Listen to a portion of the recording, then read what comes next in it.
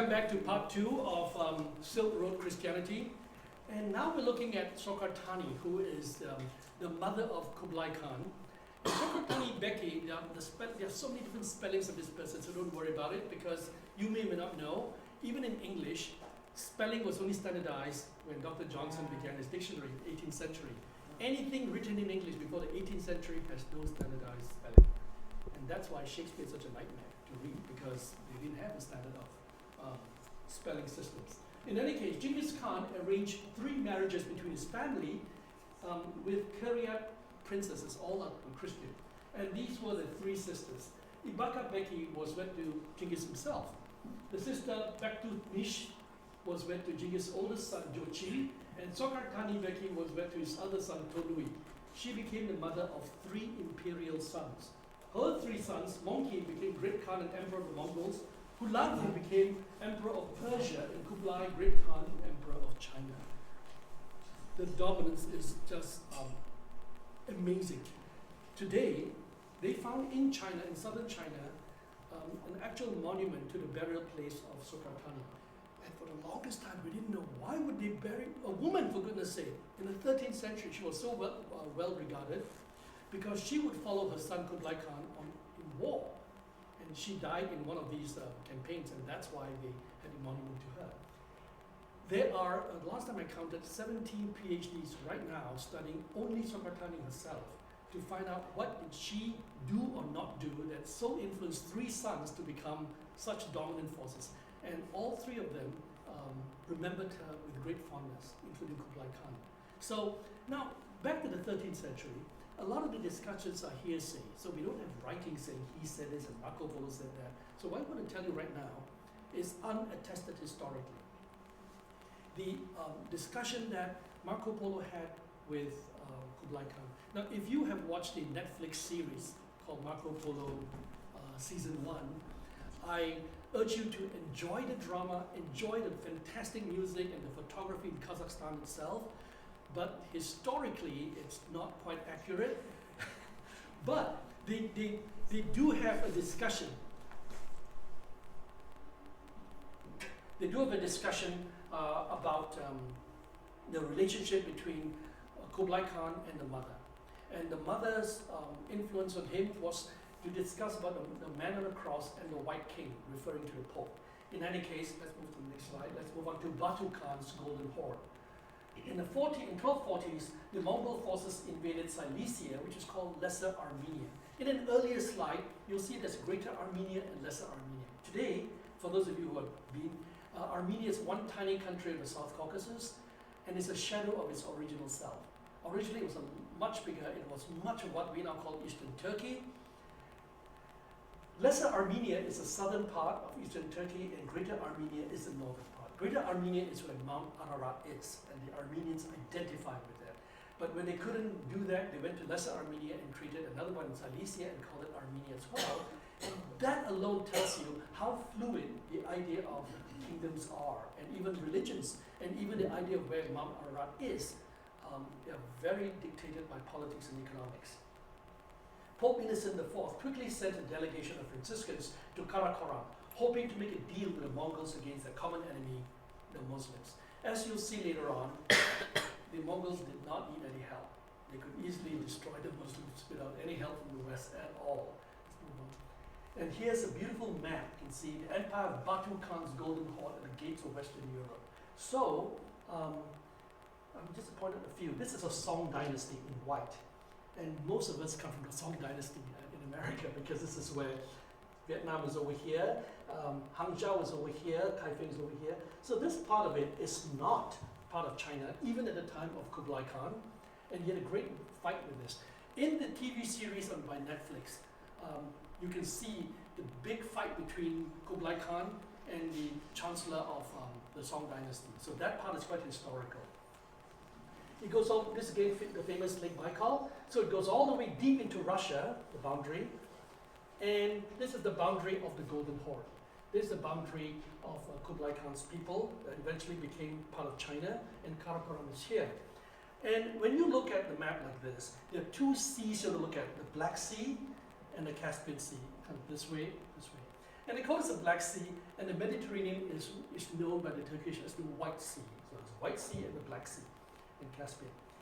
The Caspian Sea, on this side, you have the South Caucasus, on this side, Central Asia. And here alone, you can see how the Golden Horde pushed further and further into Europe, and they went all the way to this part of Arabia. Damascus is over here, Aleppo is Syria, Mosul. Now the Pope's envoy to Mongolia. So the Pope wanted to find out, can we save Europe by convincing the Mongols not to fight us, but to fight a common enemy? So from 1242 to 1342, 8 Catholic missions were sent across Asia. This was a long time before, in 1242, this is a long time before Marco Polo even went there, right? But very early on. The first Franciscan envoy to Karakoram was John of Planokarpini, who took the northern Silk Road and arrived in 1246 to witness the coronation of the third great Khan, GUYUK Khan. The Silk Road, when they say northern and southern Silk Road, they're trying to avoid what is called the desert of no return, Taklamakan Desert, one of the worst deserts you can find in the world. Very few survive. And even today, if you try to drive across there are a good chance you will not make it. It's a very, very harsh desert. So the northern one goes across. What I will do in October is go by way of the southern route and then come back on the northern route after Kashgar. So I want to see both sides to see how they did it. Because the Chinese Silk, the Silk Road in China, there were 2 great travelers in the 14th century, 13th, 14th century. In the Western world, there's Marco Polo, but an even more impressive traveler was 100 years later, and his name is Ibn Battuta. They call him the traveler or the tangerine traveler because he comes from Tangier, so hence tangerine. He traveled 3 times the distance of Marco Polo, and when he came back, he had seen far more than Marco Polo did. The only reason we don't know a lot about him was it wasn't translated to English for a long, long time until quite recently. But in any case, this is the northern, you remember the northern Silk Road. He found the Mongol Khan surrounded by Christian administrators and civil servants, all Nestorian Christians. So imagine his shock. He had to report to the Pope that we are hardly the first Christians. And what's more shocking, when the first Christians came, there were not that many Christians in Europe. They were still mostly in the Mediterranean, East Mediterranean. How do we tell them that we're the legitimate Christians when they've been around longer than we have? You see the embarrassment there, right? The second Franciscan envoy to Karakoram was William of Rubric. There are many different spellings, some are Roysbrick, in 1253. He began his mission from Acre, or Akar, onto Constantinople via the Black Sea and towards China by crossing the Tian Shan Mountains. If you know what the Tian Shan Mountains are, it's a terrifying mountain area. There are only 3 passes. The most famous is the Torogud Pass, because it is so intensely cold and so harsh, but you have to cross it in order to get to China.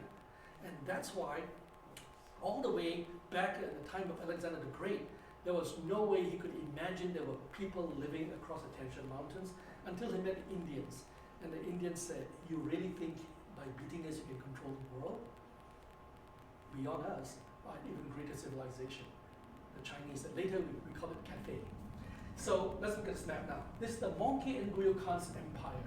We went further now to almost Novgorod. This is Russia already. Kiev is taken all the way to almost to Poland. So you can imagine, look at this, how near Rome this is. From that end to this end, a single empire. Only on horseback, right? And they never learned to use catapults, they never used cannons, just on horseback and bow and arrow and swords. And that's what's terrifying about it. Hindustan is all gone, Israel is all gone. The Sultanate of Delhi is still intact. So this was only protected by the Himalaya mountains, that's it. If they could pass the Himalaya mountains, it's over. So the big question they had was, how in the world did they cross the Tian Shan Mountains, which is so terrifying, but they did. In any case, they found a pass over here.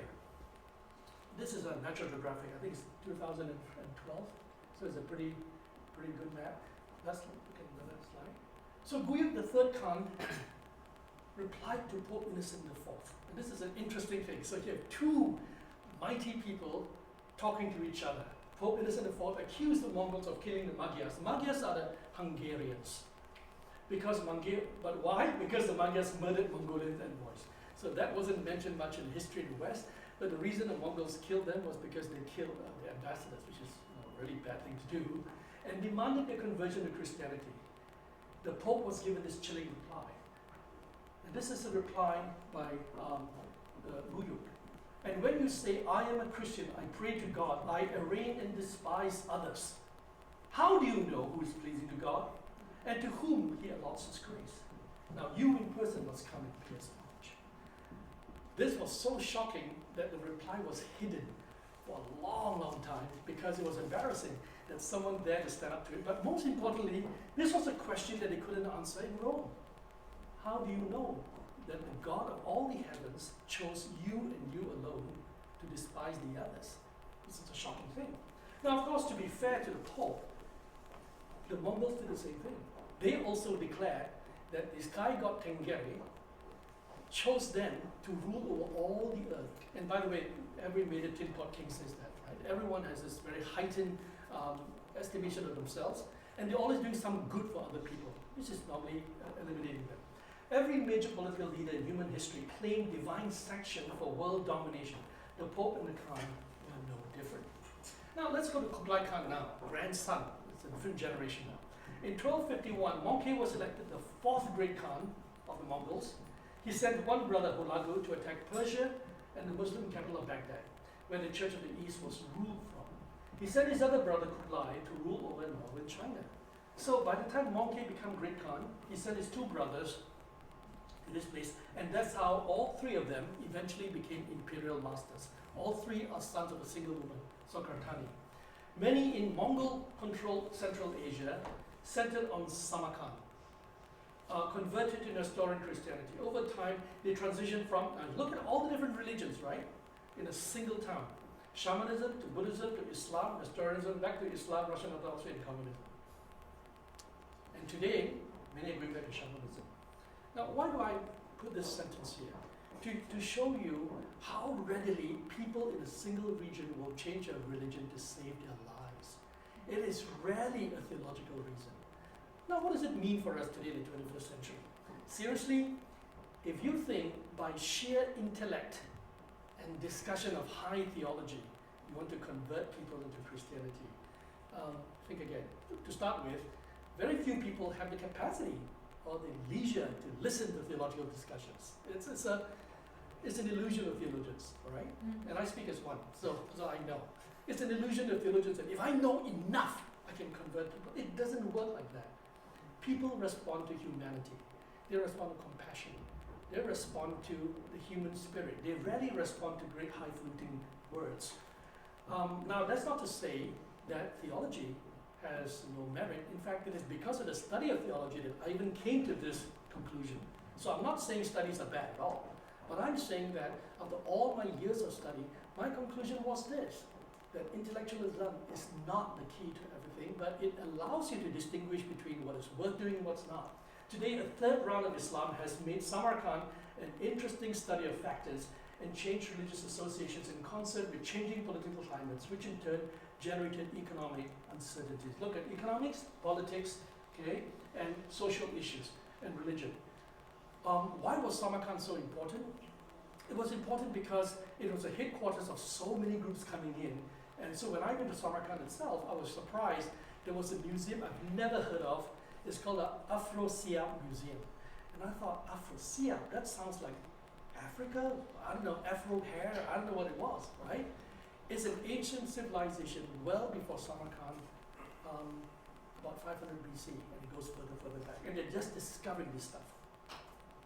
Now, Kublai Khan and the Polo brothers, Niccolo and Matteo, the uncle and father of Marco Polo. In 1260, Kublai was elected the fifth great Khan. He stayed on at Khanbalik or Kambalu, today we call it Beijing. Beijing has many, many names. Dadu is also a name of Beijing. Peking, as some of you know if you're old enough, I grew up in Peking was the big name. Rather than move to Karakoram in Siberia. So in the Kublai Khan story, many of the Mongol leaders didn't like him very much because they felt he went soft. He now wears Chinese silk. He is really fat, he's really big, he likes to eat, he likes his women, he likes his wonderful tent. And why did he go to Beijing? Because Beijing is by the edge of the Gobi Desert. It's kind of warmer there. Karakoram is no kidding, it's seriously cold.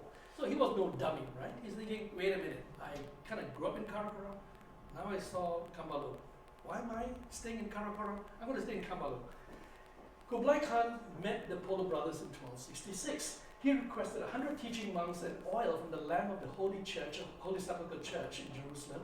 His primary interest was the legendary 7 arts of Europe, because he knew the European philosophies and learning were shaped by the teachings of Jesus. So there were a few things that connected for him. Number one, the mother had always told him about Jesus.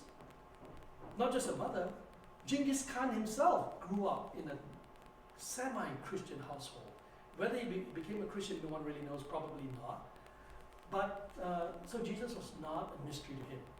But if he could connect to traders who come all the way from Venice, then surely they could get him oil from the Holy Sepulchre. Why? Again, magical connotations. This was a time, even in Europe, where relics were very important. You've got a toenail of Peter, you're a big deal. If you've got the sword of swords, you're a big deal. If you watch the TV series on HBO, The Borgias, you'll find that they were all talking about the spear that pierced Jesus' body. And that was a very important relic until they found there were so many spears around that people were cheated, spending a lot of money for the wrong spears. Now, what happened then was, in China, the Jesus Sutras began to be written. And who are these? These are the Chinese texts describing the teachings of the Christ. They were already published. Now, when I say published, it's not the modern printing press we have in mind. It's a fixed printing press. Because although Johann Gutenberg invented the movable printing press, where every letter could be changed, the Chinese had block printing from as far back as 700 AD. So printing was actually invented by the Chinese. It's the movable press that was invented by Johann Gutenberg. Kublai Khan Marco Polo, 1274. Niccolo and Maffeo returned with 17-year-old Marco Polo. The three of them stayed for 17 years in the service of the Khan. And according to Marco, this is very important, according to Marco, he was governor of Hangzhou and served as a roving reporter for the emperor. Now today, we go to Hangzhou, it's a beautiful town, I think just west of Shanghai. 1291 to 1294, the Polos escorted a Mongol princess to Ilkhan of Persia via the sea route. Remember I mentioned there was a maritime sea route in the terrestrial?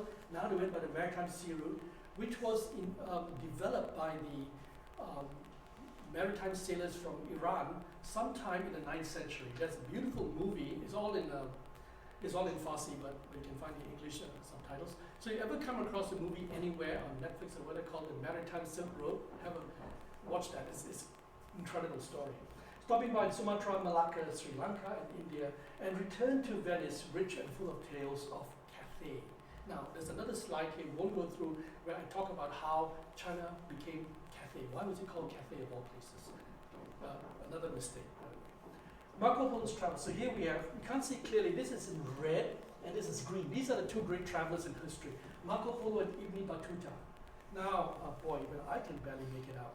But Marco Polo never went to Africa. So anything in Africa, Mali, all this stuff is Ibn Battuta. Went all the way to India, got married 10 times, and then went all the way. This is just incredible traveling. So if you have a chance, and if you belong to National Geographic Online, you can get online the full article that featured Ibn Battuta some years ago. It's quite an amazing story to see how the other side traveled and what they talked about and what they saw, but 100 years later.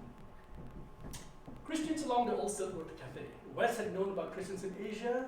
Batu Khan's onslaught is a summary. Then Rome sent 8 long-range expeditions to establish political relations. Now, what are long-range expeditions?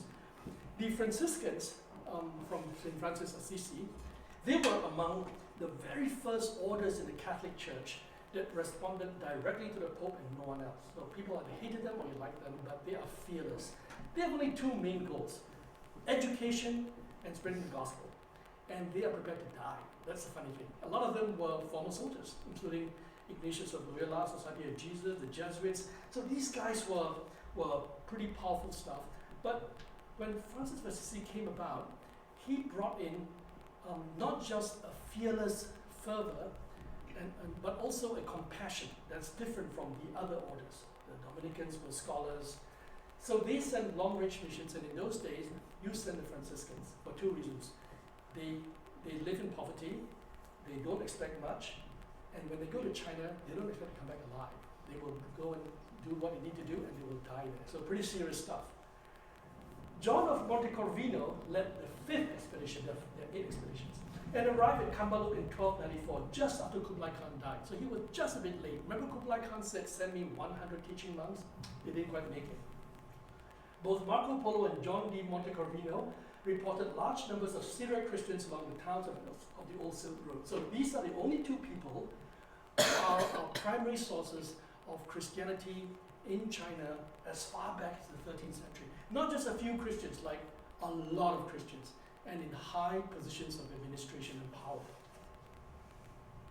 Did a lot of these expeditions make it back to report to the Yeah, Pope? yeah. So they were able to come Yeah, back? they were able, but they were not expected to. Right. And so the Pope got updates and was able to... Well, interesting question. Many of the updates were telegraphic transfers.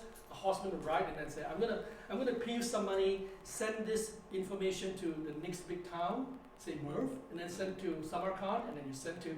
By the time they got to Rome, who knows what actually was written? That's a problem. So, very responsible historians today are very nervous about making sweeping statements like, oh yes, like when you ask me a question, for me to say, yes, he made it back, that would be a bit irresponsible. So I gotta tell you how they sent it back. And it wasn't the US Postal Service, it wasn't the Pony Express. And sometimes along the way, the messages get changed, and sometimes it was oral tradition because not everyone could read and write. Reading and writing was a very high premium. Okay, there we go. How CATHAY got its name. Okay, good. And it includes the Black Chinese. Okay, bear with me. It took me a long time to really get this down to layman terms, okay? CATHAY refers to China, Cathay Pacific, right? The second greatest airline in the world. It derives from the word CATHAY, which originated from the nomadic Khitan people of northern China who founded the Western Liao Dynasty. The Western Liao Dynasty, in many historical books in China, on China, is not regarded as Chinese. They're regarded as kind of Mongol Turkic people. They're not Han Chinese. Don't take that seriously. The Han Chinese, and I'm one of them, have always thought that they were the greatest Chinese of all. So everybody's a Han Chinese. And the moment you marry into 1% blood Han Chinese, then you're Han Chinese. They're supposed to say they're legitimate Chinese, right? But there's so much intermarriage, it's a joke. In any case, they migrated to modern Kyrgyzstan and called themselves Halakidan. Local Turkish Arabs mispronounce it as Karakitan. Kara means black in Turkic. History records them as Karakitans or Karakitan or the Black Khitans of Turkestan. Turkestan is Central Asia, and east of Turkestan across the Tian Mountain, today we call it Xinjiang, but its original name is East Turkestan, as opposed to just regular Turkestan. So the name Black Chinese was born. How did the homeland of the Black Chinese become Cathay? Back in Europe, Marco Polo described the southern Chinese as MANZI. Who are the southern Chinese? The Song dynasty, remember? They were not part of China before until Kublai Khan attacked them and took over. We call it MANZI, and the northern Chinese, we call it CATHAY, adulterated into Cathay. But the Europeans couldn't tell between northern and southern China, so they called all of China Cathay. And today, Cathay Pacific is based in Hong Kong, which is not CATHAY, which is MANZI. There we go. Okay? So take that with you. Okay, now, Cathay and MANZI. There we go. MANZI, Cathay. Okay? Kanbalik. Shangdu is the winter capital. The desert of Lop Khotan. This is one of the very important towns of the Silk Road. I'll be there in October as well. Yazd is today the center of Zoroastrian religion, very important place. And Hormuz, today we call it the Gulf of Hormuz. Okay, let's move on. Now, in terms of Silk Road Christianity, I just want to mention the four terms we use. And these are the three kinds of Christianities, the dominant ones. There are other lesser Christianities. So let's start with Silk Road Christianity. It became the largest region of Christianity in the world. It was entirely non-Western. It's an entirely Asian Christianity. Now, the late Samuel Moffat, who died just late last year, in his book, he was the first scholar to publish a book called Christianity in Asia, I think in 1988. And it's still regarded as the gold standard today. And he starts his book this way. But having said that, he's also biased to Asia because he was born in China and he ministered in Korea, speaks both languages, but he's actually American. And he went on to Yale to do his PhD, and he wrote this book after being in mission for many years. He started by saying, Jesus is Asian. Jerusalem is Asia. Christianity is an Asian religion. Because whatever it certainly wasn't Western. Because everyone knew Western starts from Constantinople westward. And nobody in the right mind would consider Israel a European country, right? So as far as he's concerned, the Asians have not understood this. The Asians keep thinking Christianity is a Western religion because Westerners have hijacked the idea and went to Asia to tell them this is a Western religion. But in fact, it's an Asian religion. And Jesus hardly looks European. Until the Middle Ages, when the medieval painters had him blonde hair, blue eyes, and tall and handsome, right? There we go. So now, then we have these three kinds of Christianities. The Persian or Nestorian Christianity dominated Christendom outside the Christendom of Europe. Now, if you look at the whole world map, which I don't have unfortunately, you will see how pathetically small Western Europe really is and how huge the rest of the world is. Roman Catholic Christianity as opposed to Byzantine Orthodox Christianity. They are different. They broke up in the 11th century. Roman Christianity attempted to politicize the faith of Jesus and created an obstacle to the conversion of Asia that persists to this day. Now, not that the others didn't do it as well, but this was the grandfather of Christianity. So they were the first to do that, and later the others also copied it and also politicized it. Now today, many missionaries to Asia come back with this main problem. The problem is not that they don't believe in a God, and they don't believe in the witness of Jesus. Their problem was the credibility of Western Christians. That's the first problem. When they look into Christian history and they see, you guys killed each other. I mean, you really killed each other, my goodness. And you want me to join you? Are you kidding? When will you kill me if I don't agree with you? You see, that's a huge, dramatic problem, which exists, by the way, in just about every world religion. It exists also in Buddhism and Hinduism, so it's not a Christian, Judeo-Christian issue.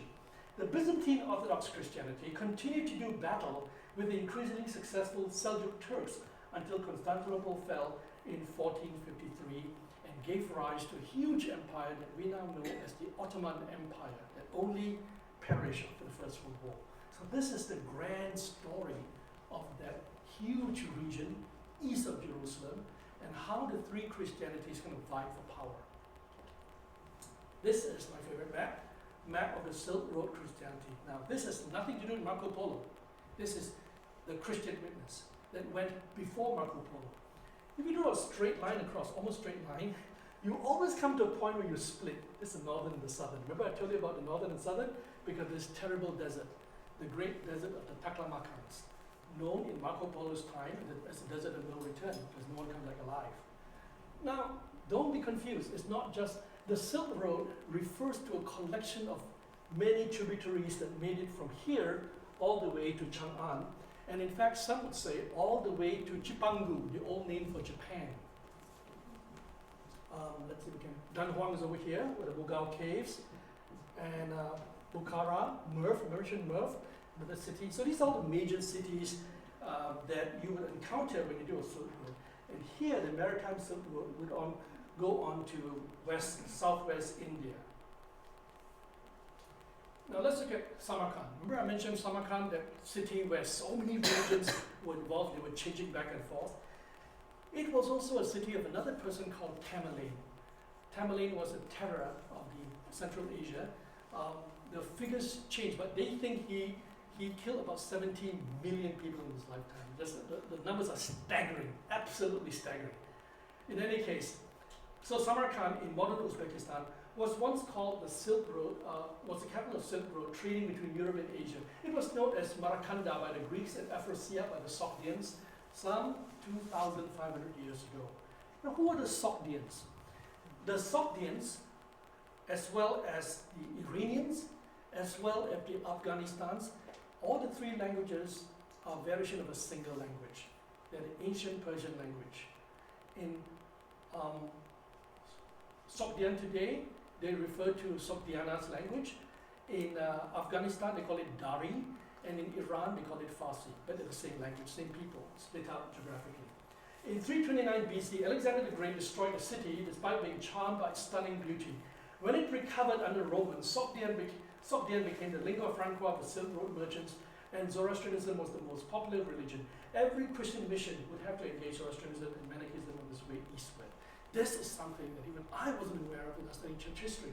So I mentioned these two in orange, which means if you want to understand the religious history of the Silk Road, you have to understand Zoroastrianism, which we won't do today because it's a whole new lecture. But just to say that Zoroastrianism is so important that if you're joining us for our guided tour of the Metropolitan Museum on June the 5th, you will see within the museum itself influences of Zoroastrianism on what became known as the Hebrew religion and Christianity. One of them is monotheism. Another one is the force of good and evil, the devil fighting the God. These all came from that past. And very importantly, the term paradise that we use in the idea of heaven, the word paradiso, it's a Persian word that also came from Zoroastrianism religion. In 1907, archaeological discoveries of Dunhuang in China confirmed the dominance of this language of trade. Dunhuang is one of the cities as you go west of Xi'an, one of the first major cities, and right there they discovered the famous Mogao caves of the Buddhist art. Now 3 more towns, ending with Samarkand on this side, Khiva, Bukhara, and Samarkand. These ancient cities along the Silk Road were the fabled caravan towns which hosted the camel trains of traders and religious scholars. So this is very interesting. By the time Samarkand and Khiva and Bukhara came to prominence in the Middle Ages, the traders were one group, but another group followed along, and these were the religious scholars. And you might ask, why does anyone care about religious scholars? Remember, going back to the Greek period, you can't trade unless you have a religion.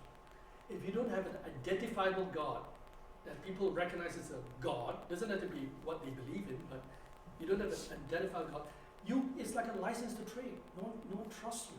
So religion is really important as far as they're concerned. And many civilizations will send their best scholars across to understand the other people's religion. They wanted to know about other religions, something we've stopped doing, crazy, right? But we just have stopped doing. And that's also why, I think one of the books that I brought was a book I wrote on Hinduism and Buddhism, and then we have one on Islam, because I think it's important that Christians understand other religions, whether or not you believe in them, understand that we don't develop caricatures of the other people's beliefs unnecessarily and unfairly. So these are the religions that's around in the area. Zoroastrianism, Hinduism, Buddhism, Judaism, Manichaeism, Gnosticism, Christianity, and Islam. And each one of them have hundreds and hundreds of variations within each religion itself. They would all be changed by each other as their truth claims were put to the test in direct encounters with other faith beliefs. And this is a highly controversial and highly disturbing concept, because we tend to think in the 21st century that all our beliefs, say in the Presbyterian church or Baptist church, is exactly what Jesus believed, or exactly what the apostles believed. No, they changed dramatically. We just didn't know how they changed and how much they changed. We know a lot of changes within Europe, but we didn't know that in Central Asia, all these religions encountered each other and they were battling for supremacy, or another way to put it, they were making adjustments so that they could be accepted by the people. Remember, in those days and in that area, religion was not really about going to heaven. Religion was becoming successful in trade. If you don't get the right combination of religion, your trade links will decline. If your trade links decline, your civilization declines. Something to think about. By the time of the official Nestorian Christianity made its way eastward from Damascus to Baghdad, unofficial convergence led to the communities of faith that now had to deal with the politics of belief. So people began to say, well, I grow up Manichae, but if the Gnostics come and if I can get better trade, I'm good to go. I'm okay with that. You find that very much in Central Asia, because before 1991, when Gorbachev began to say, perestroika, everyone can go free, these 15 states that were part of the USSR had to be dominated by largely atheism and marginally by Russian Orthodoxy. Suddenly they were free again to go back to, for most of them, it was Islam. And their Islam is not the Islam of Arabia, Wahhabism, it was Islam of Persia, a softer kind of Islam. And let me tell you how soft it is. When I was in Uzbekistan, now I don't drink alcohol, but some of my friends said, oh my God, I'm going to suffer, no wine. And someone poked up and said, you wanted wine? I said, yeah. You have wine? Oh yeah. And then I said, how do you drink drink wine? You know, we're a different kind of Islam. We're a happy Muslims. and then he said, hey, Rao, you're Chinese. You want some pork? I said, are you kidding? Do I want pork? Do crops want rain? Yeah, I want pork. Well, we can do pork. I said, how do you do pork? This is an Islamic country. We are happy Muslims. We're not the crazy, bomb each other kind of Muslim. We're just glad to be alive. So, well, I like that. When I was in Iran, in the town of Shiraz, some of you who are wine drinkers, you will know that Shiraz is a type of red wine. So I thought, hey, you know, and he said, oh, you want to have some rose tea? I said, what? Rose tea. I said, what's rose tea? The best Shiraz you can find. I'm in Iran, yeah? You telling me I can have red wine in Iran? Oh yeah, we just don't call it red wine. Let's call it rose tea. Plenty of stuff around. Very fascinating. Next slide, please. Now, this is, where is this? This is Samarkand today. Incredibly beautiful. This is the famous Afrasiab Museum, where they found all these ancient drawings of Nestorians. I was giving a picture there. Nestorian Christianity, and they took the actual stones in the walls and put into a brand new museum. And this is the archaeologist there. This is Nisa. This is an ancient 3rd century BC civilization found in Turkmenistan as well. Okay, the lower right. this is Samarkand. Samarkand, and it's called the Registan. Registan simply means the place of the sands. It's all sand. But here are 3 madrasas, all built by different kings, and the most famous one is built at Ulugh Beg. I don't want to mention this, but Ulugh Beg was a descendant of Tamerlane, and he was regarded in the West by Oxford University, no less, as among the greatest astronomers that ever lived. When I first heard about that in the museum, I said, there's got to be some, I cannot believe this. So I wrote to my friends at Oxford Bodleian Library, and they said, yes, it's true. There are books published in the 1600s of Newton, Copernicus, and then Ulugh Beg. The only Asian who surpassed even the Westerners in his observations of his observatory. In any case, Ulugh Beg famously, he was forced to be a king, so he had to go to all the wars and stuff, but he just didn't like these wars. He wanted to be a scholar, and he wrote somewhere that kings and politics will come and go, but the work of scholars remain forever. So he wanted to ask the people, why don't you rethink and use your mind and your body for something worthy rather than killing yet another person, and what does it get you? At the end of the day, you still live and die. So you look at his great ancestors of Tamerlane and Chinggis Khan and all that, they still die like everyone else. When they get sick, they do go. So why bother with this? Very unusual for a king to say that. Very, and that's why he's so highly regarded by the West and the East. And I'm still learning about this guy, but on my Facebook, for those of you who are friends, you can scroll, and I did a lot of write-up on this particular trip. Okay, let's move on to the Church of the East today, the Holy Apostolic Catholic Assyrian Church of the East. Just in case you're wondering. Holy, okay, you're holy. Apostolic, from Paul, no less. Catholic simply is not Roman Catholic. Catholic simply means universal. You know, they regard themselves as universal. Assyrian, very important. Now, this seems strange to us because we've been kind of indoctrinated. When you read the Old Testament, Assyria is like really bad news, right? They're bad guys and all that. Well, in the East, that's not the case. That's home for them. It's like saying New York is really bad news. Well, for New Yorkers, it's where we are. Not so bad, you know? Or Belfast, or people killing each other. For the people in Belfast, that's home. So they're proud of the Assyrian Church of the East. And this is how crazy it gets. The Church of the East went to India, the St. Thomas Christian traditions. I thought it was just 1 or 2. These are crunches. There are a few more, about 400 different denominations right now in India alone, that part of India alone. So here I was in 1998 at Princeton Seminary, and among my classmates was a young bishop, and he was doing his PhD. And you know, we don't hear of bishops doing PhD. I just don't, because it's so technical, and a bishop's work is administrative. So I said, why are you doing a PhD? Oh, it's a requirement for those of us who will be shortlisted to become patriarch of the Caroline Church. I said, whoa. Then I met another guy from Ethiopia. Today, he is the patriarch of Ethiopia. He also did a PhD in Princeton. So I said, what? Man, you guys are serious. You guys have been PhDs and earned PhD. in a big name school to do your job? He says, yes, because when we teach, people can't check up on us. So we need to be really sure what we're teaching. We take it really seriously. That's when the penny dropped and I say, oh my goodness. They're the ones who take scholarship seriously, and we in the West not so seriously, right? We are thinking politics. Can you get there? Can you raise enough money? Coming back to the other one. So, 52 AD, these are not historical claims. These are legendary claims. We don't know when he went there, if he went there, but someone likely went there.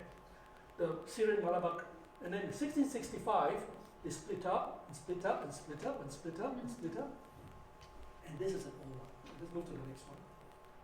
Now, these are the historical sects of Christianity. From 3rd century of Simon Magus, John the Baptist, money went to Gnosticism, and from John the Baptist era, another branch went to Mandeism, and then from Mani, another one, Manichaeism, after him, a prophet. For the first council is over here. Now, bear in mind, this guy, who is now considered a bad guy, was one of the good guys before he became bad. Same thing here. Along the way, Arianism. Today it's called a bad guy, but he was a good guy here because he wasn't a bad guy here. You see what I mean? So along the way, if you live long enough, you have a good chance of being a bad guy.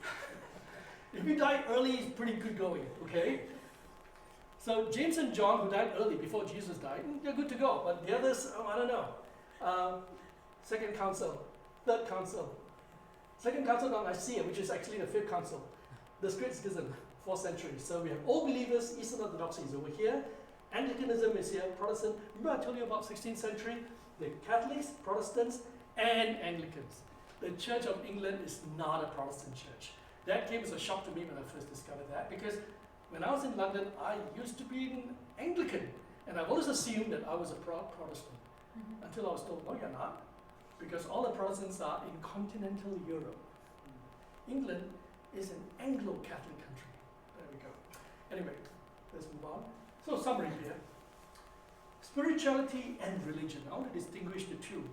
I hope minimally you're all at least spiritual, if you're not religious. Now what's the difference? Spirituality has always been part of the human experience. From shamanism of the Ice Age cave art to the animisms of many cultural myths to institutionalized philosophies like Buddhism, right?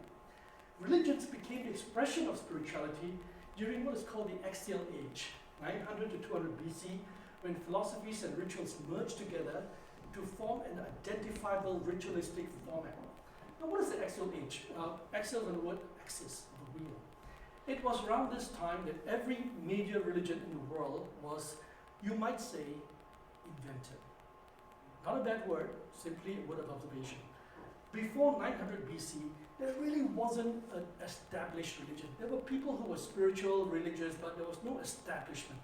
Now you might ask a question and say, well, that's really interesting. What about Moses predating this? What about King David, 1000 BC? And if you study the history, they yet haven't formed the idea of Judaism as we know it today. That was formed around 500 BC when the Jews came back out of exile and rebuilt the second temple and then established that the Bible is important, temples are important. Before that, Bibles were not important at all. No one cared about Bibles before the exile. They just cared about rituals and going to the temple. All of a sudden it became important. When the temple collapsed, the more temple invented another category called synagogues. When the priests didn't work out, now we have rabbis. So we have there are evolutions within Judaism itself, and Christianity was one of them. So in this period, we look at the development. Now what do I do in my work, right? Going back really far into paleoanthropology. You can study anthropology, which is historical study. History refers to writing, which means you can't go back further than 3500 BC because no one wrote before then. Before 3500 BC, it's called prehistory. So you're looking at prehistoric. Well, I go back to about 200,000 years. I go back to the first humans as humans, bipedal, a certain brain size, and the taming fire and cooking food. Now, the Ice Age cave, it was in Spain where I went to visit the caves in northern Spain. Their early art goes back to 45,000 years ago. And in 2012, the National Museum of Natural History declared that this is the oldest known human art as art, not just figurines, but beautiful art, 45,000 years ago.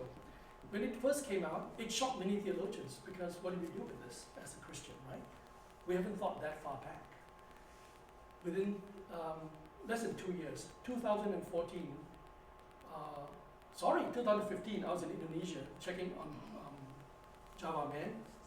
They announced the discovery of similar cave art in Sulawesi in Indonesia, also about 40 to 45,000 years old. The shock to the world of paleoanthropology was, how did humans get there so quickly from Africa? How in the world did they get that far in and did this cave art? Then South Africa announced the discovery of cave art even older than that, except they were not beautiful art, they were more geometric art that goes back to 100,000 years ago. Now, these numbers are staggering, obviously, right?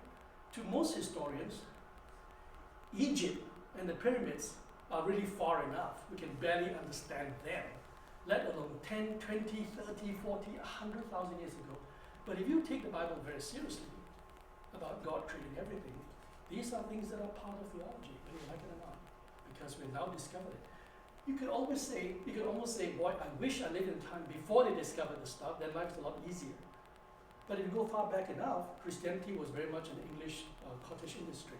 It's just us and everyone else is not really saved by God.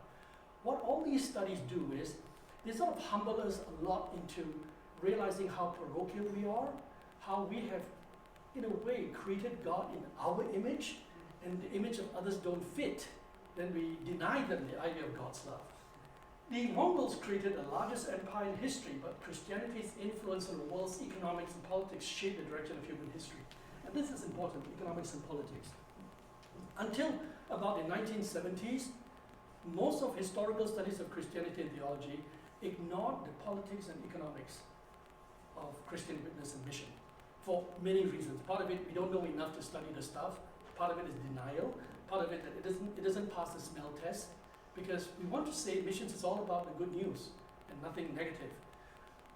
Eventually, the new generation of missionaries grew up by the 20th century, and they began to do archival studies about their grandparents did as missionaries, and they found some kind of really dark history. It's not very nice. Plus migration. A lot of non-Westerners moved to Western countries, and I'm one of them, for example. I'm now studying this stuff here, going back and doing primary research, studying different cultures, speaking different languages, so that we can actually do the translations ourselves and say, hey, wait a minute, how do we come clean on this? How do we square this misinformation going back and forth? Of the many Christian traditions, the Church of the East along the Old Silk Road crossed the continents in its diverse mission activities and made its stamp on the worldviews of nations that emerged in its wake. And this sentence alone, category alone, is, you could fill a whole book on what emerged from the Silk Road. So imagine, if there was no Silk Road, and there was no Silk Road religious transformation, and no Silk Road Christianity, the world would be a very, very different place. The last slide now, I think. Conclusion. Now back to what Jesus said. Remember early on I said Jesus said 3 things, right? Compassion, the good news, right? And my kingdom is not of this world. We almost always forget everything he said, especially the third one. The religion that came out of Jesus' teachings eventually, in every case, made his kingdom of this world.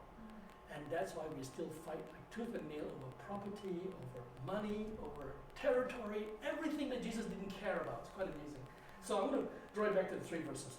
A kingdom not of this world, John 18:36. Do not grow the church at the expense of people's spiritual growth. So here's what I'm hoping to share with people I teach at. When you think about kingdom not of this world, the temptation, especially after the 1940s with the megachurch movement that came out of it, and now it's worldwide. Every country I go to would like to have a megachurch for all kinds of dubious reasons. It's very hard to monitor individuals' spiritual growth when you have large communities. It's a given. That's the reason why Jesus had only 12 disciples, and even he had one that didn't work out. Let's put it this way. Number 2, a love for humanity to make disciples of every nation. Matthew 28:19, the Great Commission. Let us humanize the language of faith. My summary on this is this. When I travel around the world to see what faith means, the one thing that consistently comes out of it is a slow dehumanization of people, sadly, when it comes to things to do with God. And yet, when you actually read the Old and New Testament, there's this desire for God to reach out to individuals. And I would mention the famous encounter of Jesus and the Samaritan woman. She was not supposed to be kosher. She's not supposed to be the right person. And as a rabbi from Galilee, he's wasting his time talking to this woman. But the account was so dramatic, it made it to the New Testament, and we still have it today. It's quite amazing. And he broke every rule of being a good religious leader, because he was essentially a spiritual leader, not a religious leader, right? He told them, don't worry about the temples, there'll come a time when temples are irrelevant. How can you say that, for goodness sake? They took so much pride in the temple, and Jesus said, it doesn't matter. The third one, a compassionate grace for the suffering of the weak and the underprivileged. Matthew 25, let us be concerned for the voiceless. This is a very short summary to say, when you boil it down, what was Jesus concerned about? In his time, the widows, the children. There are so many orphans around in those days, right? After every war, parents died, kids were just left to their own devices.